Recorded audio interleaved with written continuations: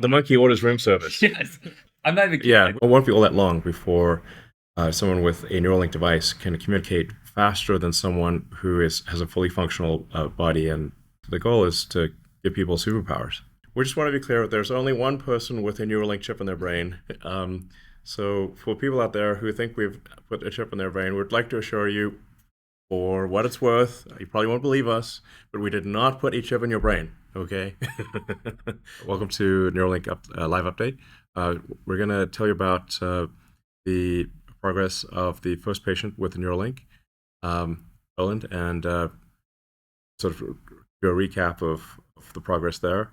Then talk about what changes we were making for the second patient, which we're hoping to do an implant in the next week or so.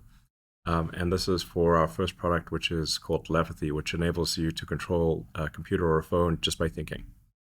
So let's, in fact, so we'll start off with just some introductions. DJ, you want to start? Hi, everyone. My name is DJ Sal. I'm an electrical engineer and a chip designer by training. I led the design of several generations of the Neuralink implant. Currently, I was on the founding team and currently a president. I'm Matthew McDougall. I'm a practicing neurosurgeon and head of neurosurgery at Neuralink. Yeah, go ahead. Yeah, I'm Neil, head of brain interfaces applications. And I'm Bliss. I'm a software engineer at Neuralink, trying to figure out how to turn brain activity into cool stuff in the world. All right, thank you. Well, so let's see. So we'll just get going into the presentation. So our first product is something, like I said, we call telepathy, which enables the person with a Neuralink implant to control their phone or computer just by thinking.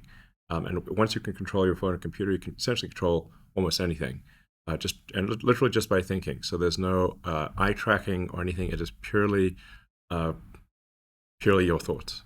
This is really quite a profound device that can help a lot of people who have lost the connection between their brain and body. So imagine people like Stephen Hawking, who imagine if he could communicate at the same speed as someone who still had the connection to their brain and body.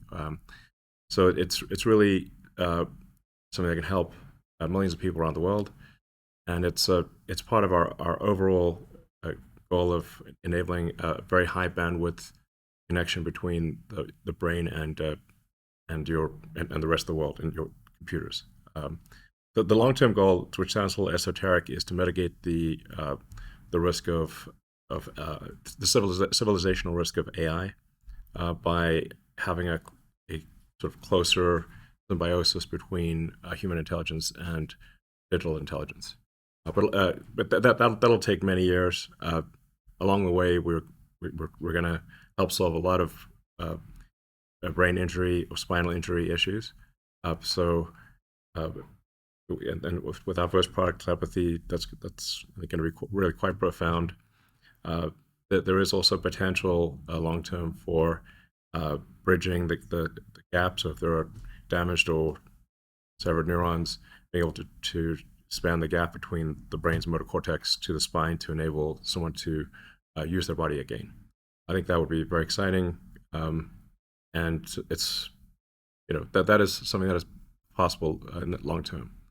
And then our second product, which we've demonstrated to work with monkeys, is blindsight, which would enable someone who is completely blind, lost both eyes, or completely lost their optic nerve to be able to see. So that's something that we hope to demonstrate in the future. So this just gives you a sense of what the device is. A way to think about the Neuralink device is kind of like a Fitbit or an Apple Watch with tiny wires or electrodes. Those tiny wires are implanted in the brain, and they read and write electrical signals. So a lot of people think the brain is this incredibly mysterious thing. It is mysterious in a lot of ways, but it is actually it does operate with electrical signals. So if you can read and write those electrical signals, you can interface with the brain. And the device is sized so that it is the same size as the piece of skull that is removed. So if it's like a few centimeters diameter, skull that's removed. We replaced that with the device after implanting the tiny wires with the surgical robot, and that enables read-write capability to the neurons.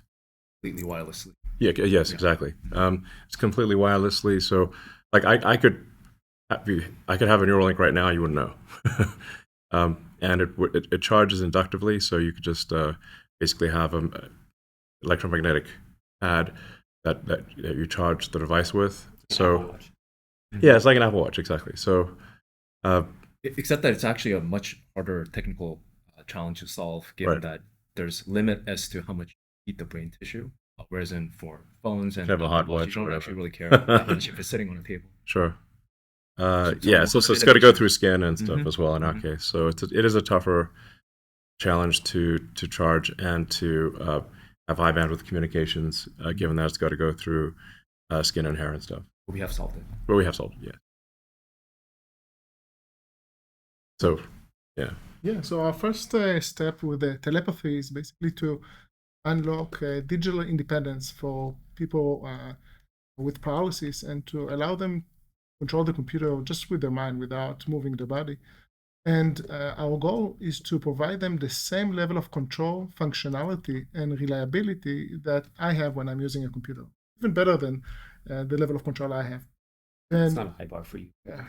Actually, Yeah. just to be clear, this guy, he's controlling this with his brain. So he's not like, you can't see his hands in this video, but he's not using a mouse and keyboard. Just, thinking about how to move the cursor and playing Civilization 6. No eye tracker. Right, there's no eye tracking. Yeah. From I mean, he's live Correct. streaming. He's- Like, you this can is- go watch this on Twitter. Just thinking. Yeah, That's it. Just thinking. This Like- is just a couple days like ago. cursor move here. Yeah. Yeah, this is like last night or 2 nights ago. Mhm. Yes. Yeah. I think the way he also described it is he's using Yeah.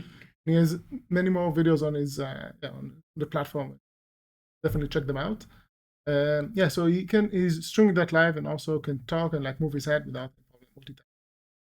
Yeah, you can also, like, if you join this live stream, you can ask him questions. He'll tell you all about what it's like to move. Also, I think I haven't played Civilization myself, but I think this is actually not easy mode. This is expert mode. This is Emperor mode. Yeah. Emperor mode. If you have played Civ, Emperor mode is like the highest difficulty level.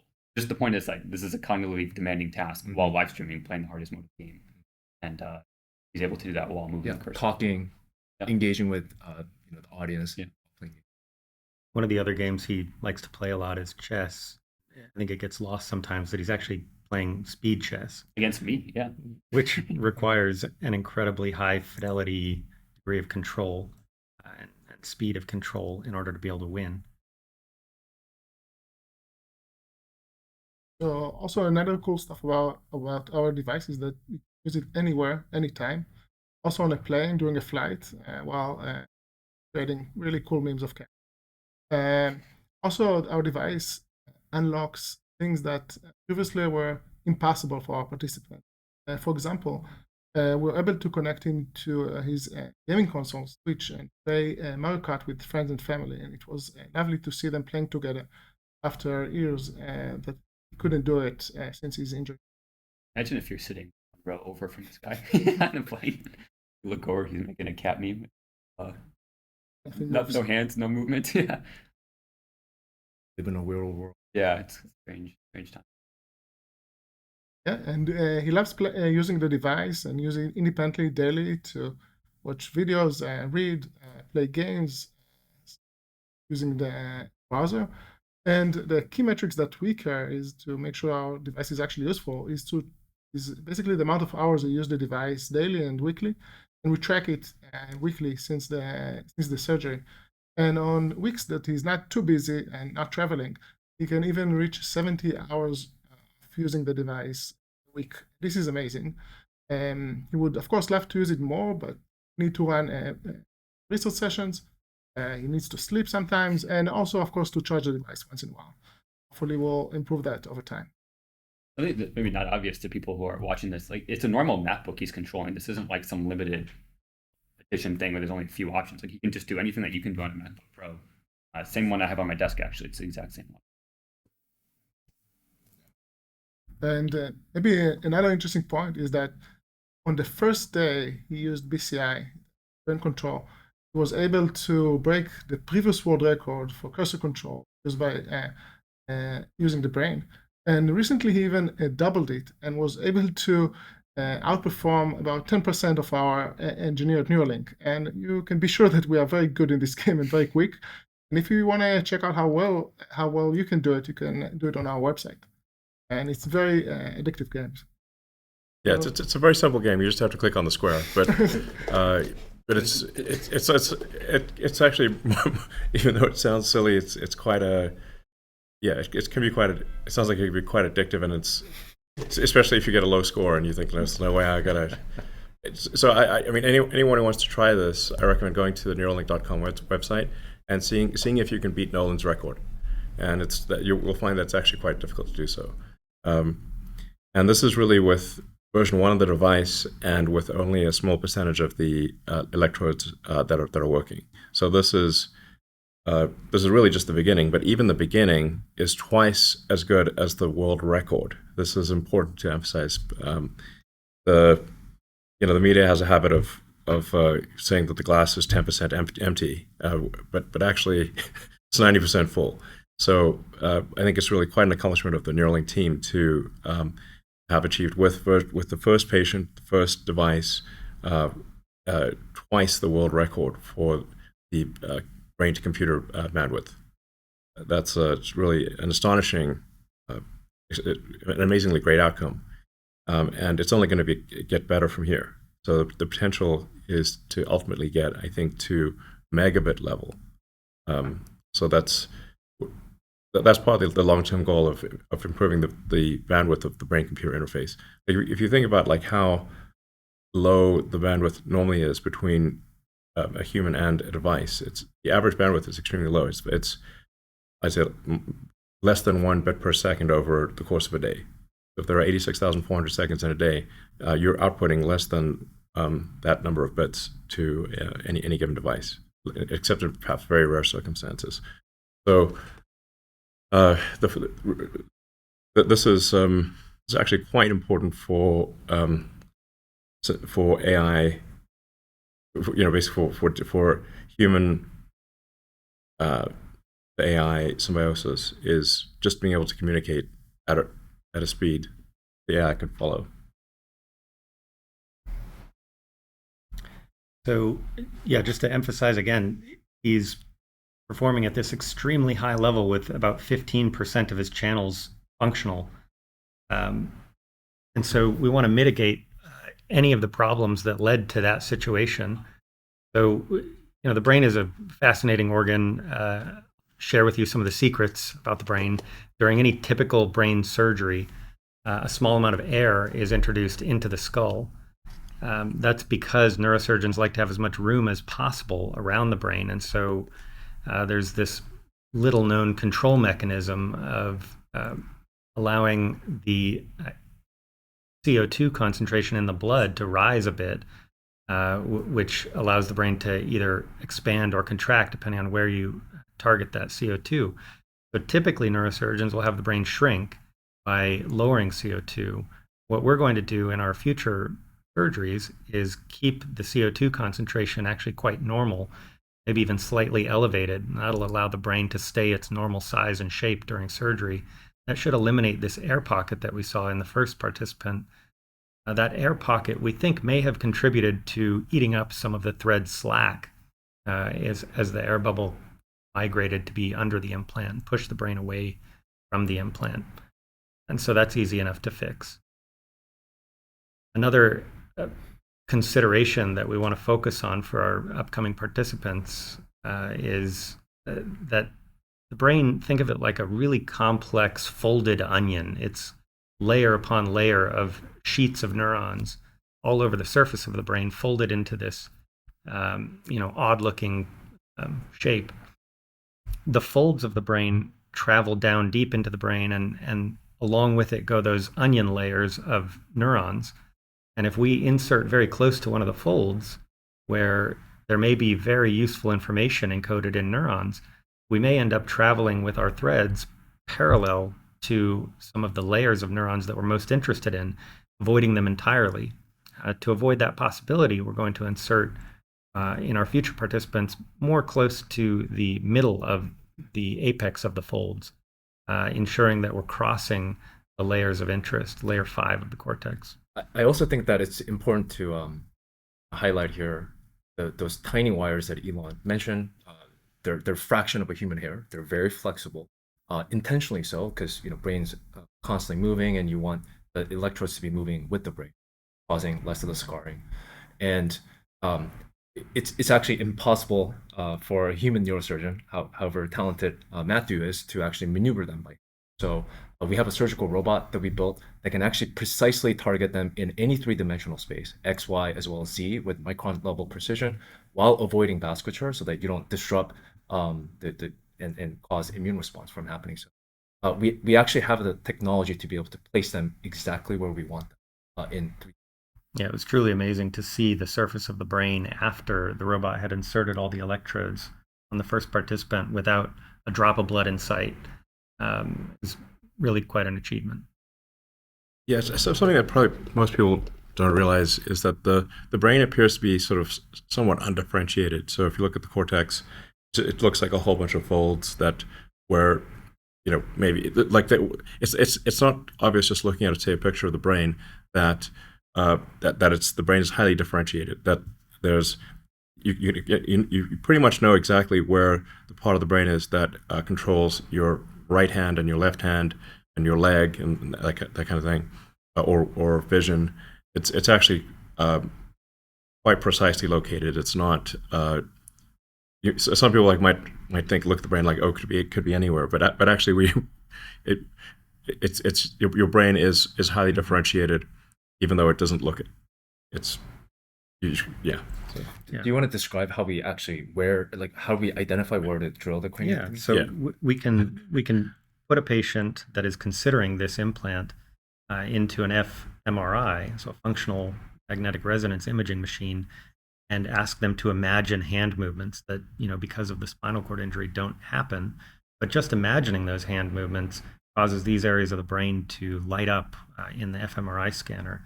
And so we have a pretty good idea, based in fact, for each individual participant, which part of their brain is going to respond to imagined movements of the hand.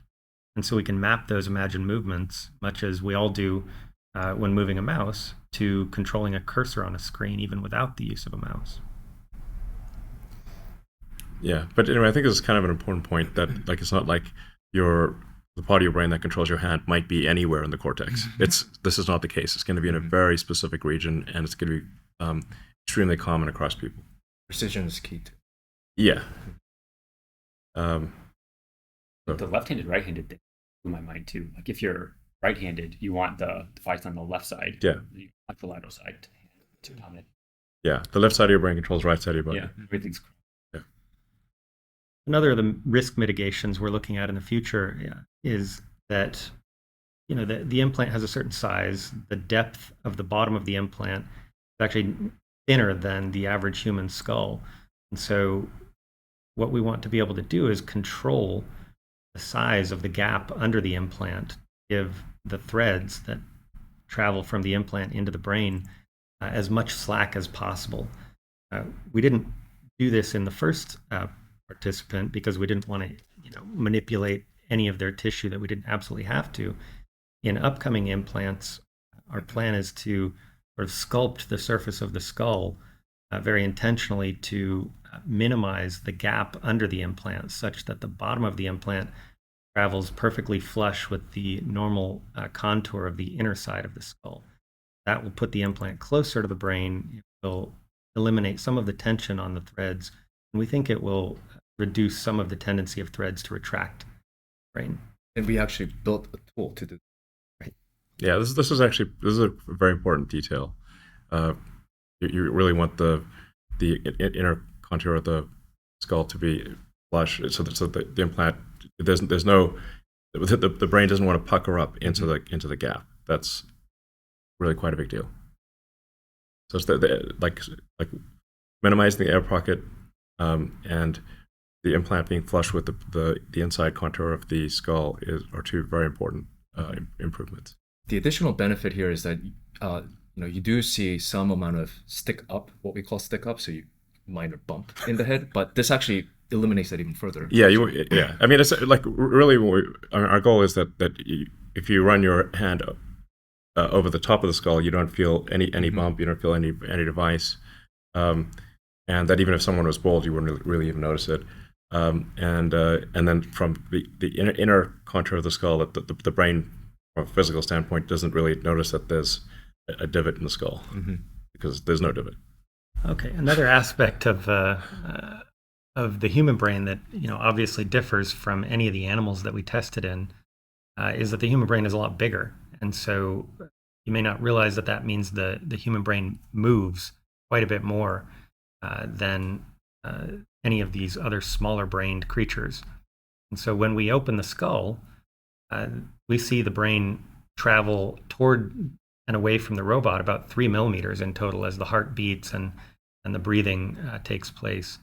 And so that movement, it adds a small challenge for the robot in precisely choosing a depth to insert each thread.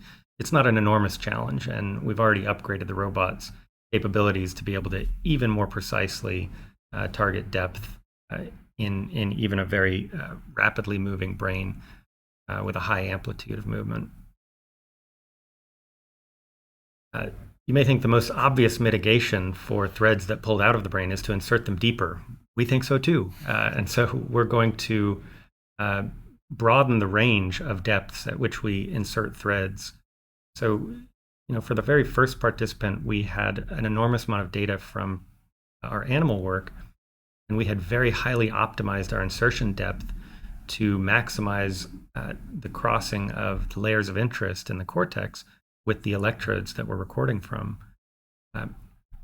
Now that we know retraction is a possibility, we're going to insert at a variety of depths that even in several cases of differing amounts of retracting threads, we're going to have electrodes at the proper depth. And with the deepest threads, be able to track how much retraction has occurred across the surface of the brain from each thread. And so we're going to both have more threads in the right layer and have better data on how much retraction has occurred.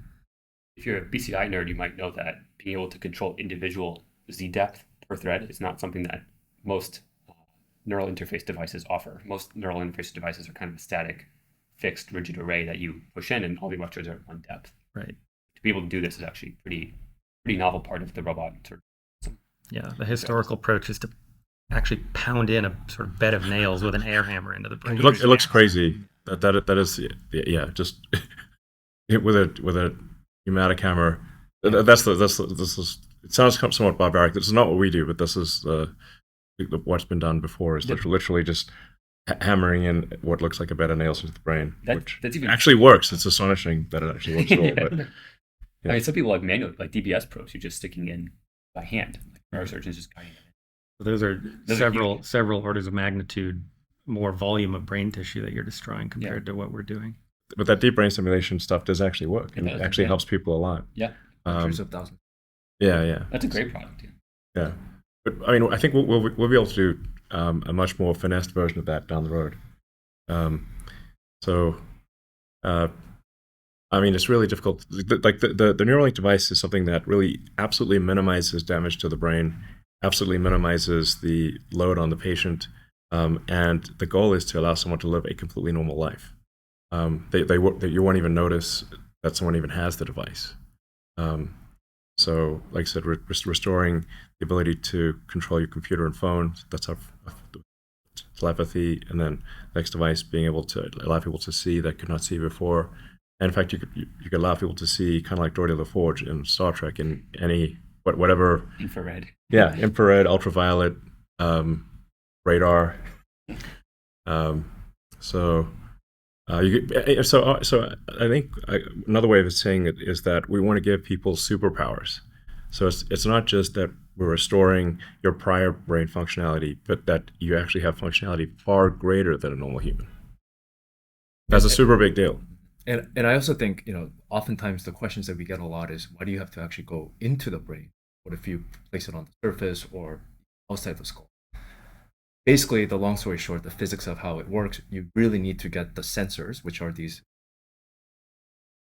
placing in the brain, next to the source, which is neuron as close to it as possible. Otherwise, what you get is you get a population response, and not be able to kind of do the level of controls that we believe. Yeah, I mean, maybe a good sort of analogy would be like if you're trying to understand what goes on in a factory, you kind of need to go into the factory. You can't just put a stethoscope on the wall and try to figure out what's going on. Like anything on the outside of the trying to read things from the outside is like putting a stethoscope on the wall of a factory trying to understand what's going on in the factory. It's not going to be effective. At the end of You got to be threads are got to be in there. But I just want to emphasize again, like the goal is to give people superpowers, not just to restore prior functionality. So I think it's very exciting, and I think that should give hope to a lot of people in the world that the future is going to be exciting and inspiring, and the technology is going to give them superpowers. I mean, that's amazing. Yeah, can you multitask with it? Yeah, in fact, if you look at Nolan's streaming, and you can just check out Nolan's streams on the X platform. He's multitasking all the time, so he's playing video games while talking and listening to podcasts. Listening to podcasts. Yeah, exactly. So it's really just like if you're using your hands and you can be playing a video game while talking. So I mean, don't take our word for it. Just go watch. I mean, he's out there on the internet doing his thing. Yeah, exactly. So can you do keyboard shortcuts, or is it just the mouse? Yeah, that's actually what we're working on right now. I'm gonna go. Oh, sure. So currently he's working the mouse, but we are also exploring decoding more dimensions outside from the neural activity, multiple clicks, so to do shortcuts or just able to control more games, control full games with an Xbox controller. But also in the future, we plan to expand to decode text, not just the mouse control, but also allow our participant to type much faster. And actually, so maybe going back to the discussion of thread retraction, one of the very exciting parts to me about this story is that we're able to do so much with 15% of channels. When you have more channels, what that actually offers you is not just faster mouse control, because in the motor cortex, neurons don't all represent the same thing. So if you're trying to understand what an individual finger is trying to do, you might or might not have an electrode next to it. And the more channels you have in the brain, the higher likelihood you have representation or decodability of all fingers on the hand. And so if you're trying to do something like output text at a fast rate, it's something that matters a lot for people who are completely locked in, who cannot speak at all, who are trying to just say I love you to a loved one in their family, or ask for a glass of water or a scratch or whatever. Being able to type at a fast rate is extremely important. And the more fingers you have access to, higher probability you can do that efficiently. And so, I'm super excited about how high the ceiling is that we can get to as we resolve this thread retraction issue. Yeah, I mean, we're currently at approximately 10 bits per second peak rate, but ultimately we want to get to megabit, and I think, ultimately whole brain interface. I think, many years from now, I think gigabit level is possible. So that's pretty astonishing. Now, this is still version 1 of our device. As we mentioned, it's version 1 with only 15% of the threads working. The current device has 64 threads with 16 electrodes on each thread. Our next device has 128 threads with 8 electrodes per thread. Because as we get more confident about where exactly to place the electrode, the thread, you need fewer electrodes per thread. So we can essentially, with the current device, without substantial changes, potentially double the bandwidth if we are accurate with the placement of the threads. And then our next generation device will have maybe even more channels. Yeah. So 3,000 end of the year. Yeah. So next device we're aiming for 3,000 channels. So this will just keep getting better and better, really moving up, I think, in orders of magnitude in factors of 10, basically, in what kind of bandwidth. So I think it won't be all that long before someone with a Neuralink device can communicate faster than someone who has a fully functional body. And so I think faster than the fastest speed typist or auctioneer. The esports tournaments are going to be you literally won't be able to speak faster than someone can communicate with a Neuralink telepathy device. Maybe a very interesting part of this. Basically, we currently connect to standard inputs to the computer, to mouse and keyboards. But very soon, as we will have a much broader bandwidth, we need to think about new ways to actually build the interface for the devices. Yeah, no, that's a good point, because the current input devices are centered around human hands. Yeah. So it's like we've got these little meat sticks that we move, and there's a certain rate at which you can move your fingers, and so we've got like the mouse and the keyboard and with a joystick control, like Xbox controller or something like that. But you really don't need that. You can actually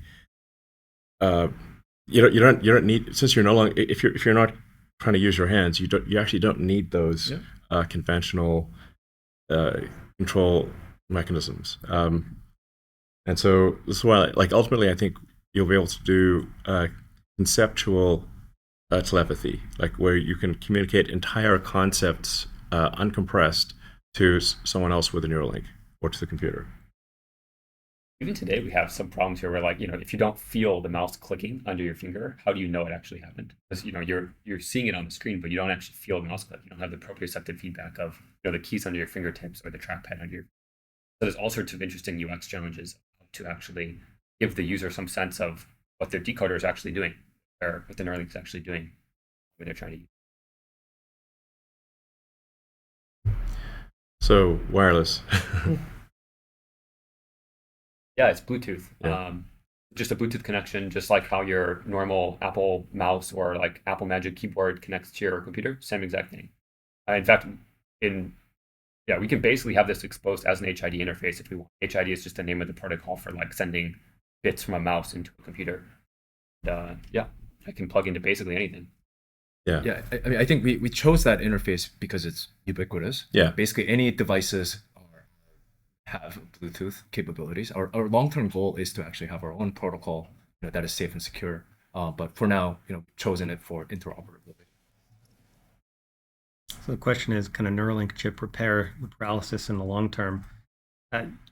We can't do that right now. We have done sort of preliminary work implanting a second Neuralink in the spinal cord, and we can restore naturalistic looking hand and leg movements in animal models. But this isn't something that is, don't hold your breath waiting for it. It's going to be a while. We've got a lot of work to do. But yes, there's no reason in theory that we can't repair paralysis. Yeah. I mean, essentially there's no physics barrier to fully solving paralysis. That is perhaps a way to say it, that you've got signals coming from your motor cortex that if they are transferred past the point where the nerves are damaged, essentially it's basically a communications bridge. So you bridge the communications from the motor cortex past the point in the neck or spine where the nerves are damaged, and you should, like, it is possible from a physics standpoint to restore full body functionality. From a physics standpoint, it's a very hard technical problem, but there is nothing that prevents it happening from a physics standpoint. So in terms of next phase of rollout, well, we really want to make sure that we make as much progress as possible between each Neuralink patient. So we're only just moving now to our second Neuralink patient, but we hope to have if things go well, high single digits this year, and I don't know, maybe this is somewhat dependent on regulatory approval and how much technical progress we make, but within a few years, hopefully thousands. Yeah, and I think one thing that is important to highlight is that it's not that we built only one device and one surgery. We've done hundreds of surgery. We built thousands and thousands of devices, even for just the ability to unearth any sort of low frequency failure mode. So we have already been investing very heavily in infrastructure to be able to scale this thing, the device manufacturing side, as well as on the surgery side of things. We want to be able to help as many people as quickly as possible. We go through obviously the appropriate hurdles that are regulatory challenges. Yeah, and the device implantation really needs to become almost entirely, if not entirely, automatic. In the same way that, say, LASIK eye surgery is done, you don't have an ophthalmologist with a a laser cutter by hand. That would be crazy. But the ophthalmologist oversees the LASIK machine and makes sure that the settings are correct, and then the machine does everything and restores your eyesight. It's really remarkable how many people have had their eyesight restored with LASIK, and I think there's another one called Smile. They keep making it better. We need to have something similar for a Neuralink implantation, so that you basically sit down and whatever whatever kind of upgrades or brain fixes are needed, that's reviewed by a medical expert. Obviously, we want to make sure that is reviewed correctly, but it really needs to be automatic. So you sit down, and within 10 minutes, you have a Neuralink device installed. Very, very fast. I mean, it's very sort of cyberpunk, Deus Ex if you played those games. When will Neuralink start to interface with other devices like wheelchair? It's a great question. We're currently focusing on controlling computers and unlock independence in the virtual world. Of course, our plan is, as we mentioned earlier, robotic arm and wheelchair to unlock independence in the physical world. This, of course, add additional risk. If you make mistakes with your computer, there's some additional risk to that, but we are working with the FDA to allow us to do really quite some. Well, it seems like if the wheelchair has an app. Well, the wheelchair just needs to have an interface. It does have So if the wheelchair has a Bluetooth interface, you could just Bluetooth interface to the wheelchair. Yeah. And that's probably something we should do We're working on Yeah, it. pretty soon. Yeah, It's really a okay. matter of paperwork of Yeah. showing that it can do it safely. You don't want to drive off a cliff. Well, I think we could, we can limit the speed. yeah, exactly. So it doesn't go careening off into disaster. Yeah. But so just make it go slowly at first. But yeah, so being able to sort of, really the Neuralink device just should work generally for anything that's got a Bluetooth interface. Including potentially an Optimus. Yes. Asking. Yeah, yes, you could communicate with Optimus. Yep, absolutely. Optimus will. Well, we also be able to talk to Optimus, but Just beam it. but you could just instead of talking, you could just beam it directly. Or if someone has lost the use of speech, then they can still communicate to an Optimus. They can communicate telepathically to Optimus or by Bluetooth. And so even if someone has completely lost the ability to speak, they could still control Optimus or their computer or phone. I mean, also, like, if you have an Optimus and you have a Neuralink, you can just directly map the brain signal to control of the physical arm of the robot. And that's a very meaningful thing. Like, if folks that have spinal cord injury, one of the biggest requests is to be able to scratch yourself. It's something that quite annoying, actually. And if you have a scratch on your face, you can't fall asleep until you scratch it.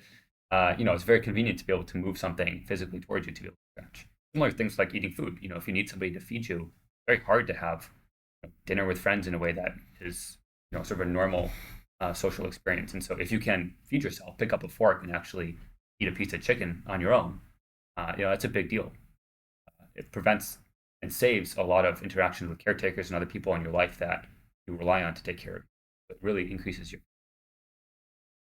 I think an exciting possibility long term also is to say, if you take parts of the Optimus humanoid robot and you combine that with a Neuralink, let's say somebody has lost their arms or legs, we could actually attach an Optimus arm or Optimus legs and do a Neuralink implant so that the motor commands from your brain that would go to your biological arms now go to your robot arms or robot legs.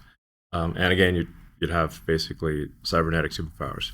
Actually, so the latency from the Neuralink to your hand would probably be slightly faster than it is to go to your physical hand. Mm-hmm. So you can imagine, like, if you're a piano player or anything that requires extremely fast hand movements, that you could actually have a pretty imbalanced right hand robotic arm control versus left hand physical arm control.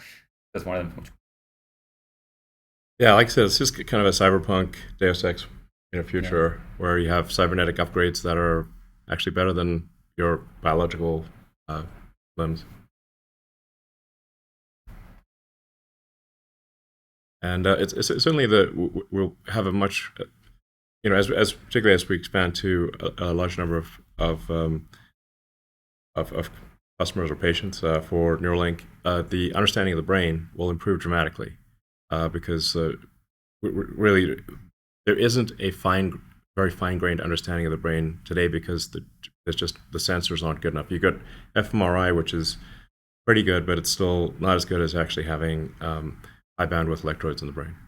Yeah, I think this is underappreciated as a research tool to move that whole effort forward of really knowing, what the physical substance of human thought is. We don't know to the degree that we need to.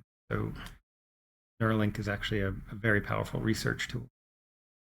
Yeah, I mean, I think we can ultimately understand and fix quite severe psychosis, or like if somebody's got if somebody's got like a like a delusion that they have a chip in their brain. yeah, I was wondering if you're going to mention that one. We just want to be clear, there's only one person with a Neuralink chip in their brain. So for people out there who think we've put a chip in their brain, we'd like to assure you, for what it's worth, you probably won't believe us, but we did not put a chip in your brain, okay? So there's actually a remarkable number of people who think we have put a chip in their brain, but we have not. But in the future, if you would like us to put a chip in your brain, which will perhaps help with the issue of thinking that you have a chip in your brain, then we will be able to do so.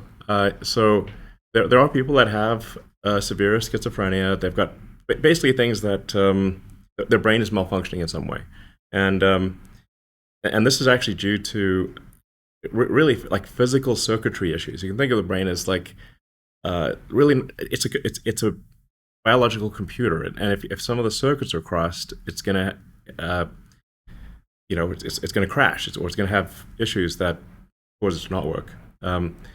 But with a Neuralink device, we can fix those issues and give someone who I think has, say, severe schizophrenia or psychosis of some kind, allow them to live a normal life. I think that is one of the likely things in the future.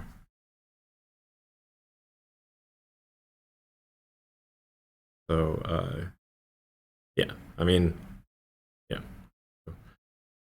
You can certainly imagine, like, I'm sure people have, like, parents, grandparents who've, have memory that's not working as well as it used to be. Sometimes they forget who their grandchildren are or what day it is, and this is something that a Neuralink device could help fix.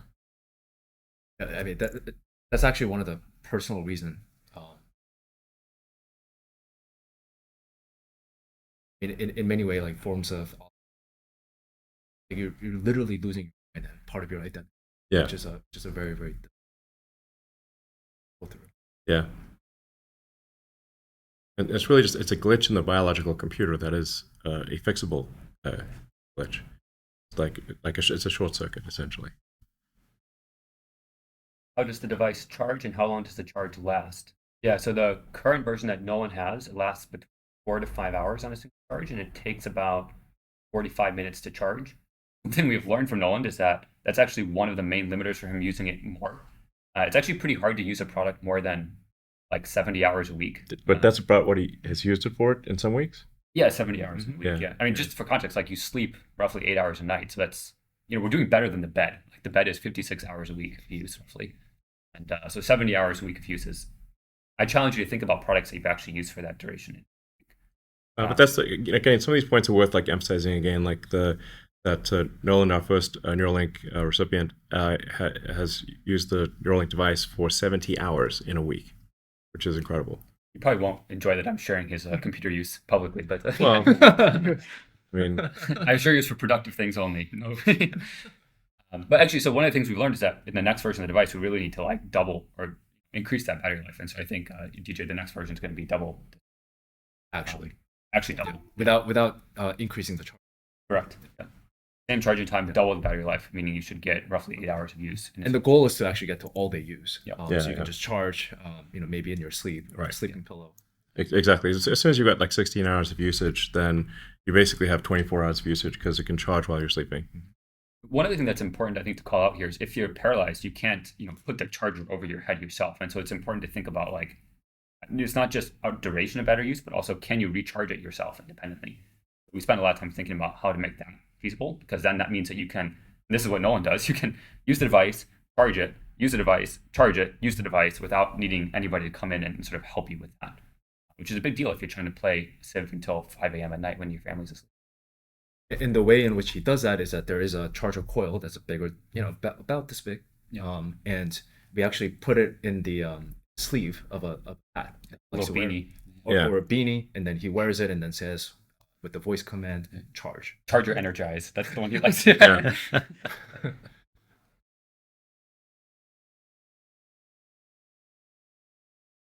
How would writing work? The current device that Nolan has is reading. So it's trying to read his essentially like wrist movement from one hand. That's also worth pointing out. Like in the future, like it would be pretty cool to give Nolan a second implant that would allow the other hand to be used and also have higher. Obviously higher active electrode count, so then you could essentially play games two-handed, because that's normally how you play games. But then with writing, it's really just it's an electrical impulse. Instead of like reading electrical impulses from the neurons, you issue an electrical impulse, which is obviously critical for vision. So vision is writing, which is just triggering an electrical impulse in the vision part of the brain, and that like activates a pixel. So we actually do have this working in monkeys. We've had it working with monkeys for a while now, where you can sort of flash a pixel and then you watch where the monkey. Obviously, the monkey's like, what? The monkey's a little surprised to see like, hey, there's a flash here and a flash there, but it's gets used to it after a while. But it just you can see that the pixel is in the right location because the monkey's eyes will dart to that location. It's not on the screen. Like there's no pixel on the screen. There's no pixel on the screen. Pixel Yeah. in the brain. Yeah. Just like. Yeah. You can just verify that you're triggering a pixel in the right part of the brain. So, the initial resolution for vision will be relatively low, sort of Atari graphics type of thing. But over time, it could potentially be better than normal vision. Yeah. And then I guess in terms of some additional applications for where writing to the brain can be useful, is motor applications. As Bliss mentioned, there is feedback. Feedback, right? There's a proprioceptive feedback. There's a tactile feedback. Especially for a robot arm, like if you're trying to grasp a cup, Right. you need to know you got it. Yeah. One grabs an egg. Yeah, an For you egg. to know. Yeah, that you actually got it's a very much a delicate balance of not just initiating the movement, but getting the feedback and controlling it accordingly. So there is a somatosensory cortex that's right adjacent to motor cortex that could be benefit motor movements. So,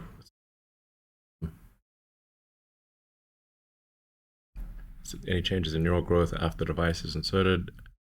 We don't see any signs of neural damage, but I guess we have seen some rebound on some of the electrodes, right?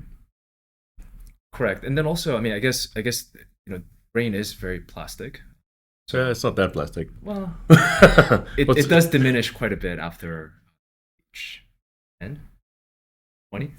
Throughout childhood, especially when you get to about 25, brain really done cooking. Yeah.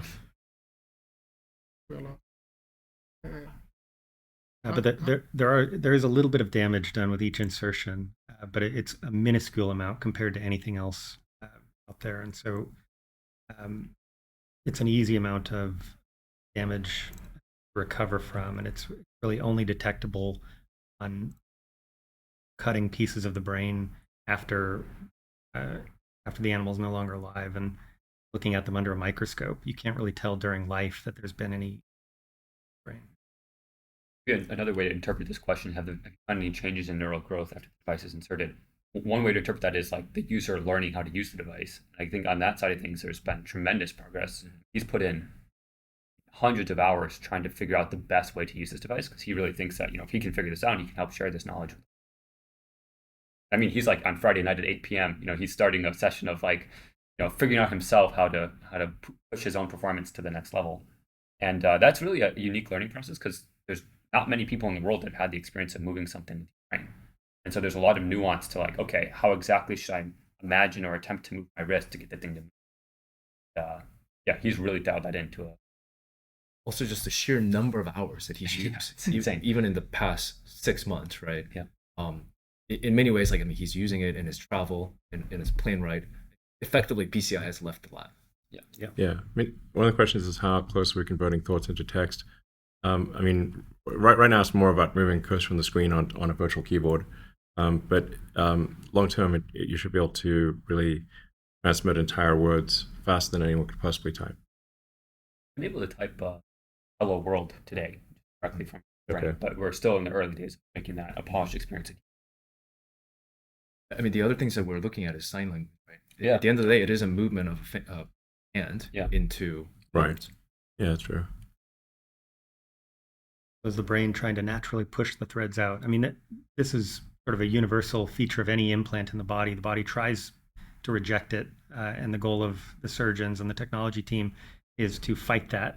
And so with artificial hips and with screws in the spine, we've done a really good job of finding biocompatible materials and techniques to fix those implants in the body. I mean, past a certain age, it's getting hard to find someone without some kind of implant, a knee, hip, some kind of screws in their spine. And so we've got this problem pretty well solved. So to answer your question, yes, the body is trying to get rid of any implant, but we can ensure that basically can't. It's also worth highlighting that the threads have not actually moved in the past 5 months. There's some still minor movements in terms of like some maybe getting pushed in a little bit, pushed out a little bit, but it's more or less very stable and been stable for. And the reason for that is, once you do a brain surgery, it takes some time for the tissues to come in, and then our tissue or the neomembrane to actually come in and then anchor the threads in place. And once that happens, everything has been stable and seen much movement. That's where the world record performance starts to come in. Yeah, that was a couple weeks ago.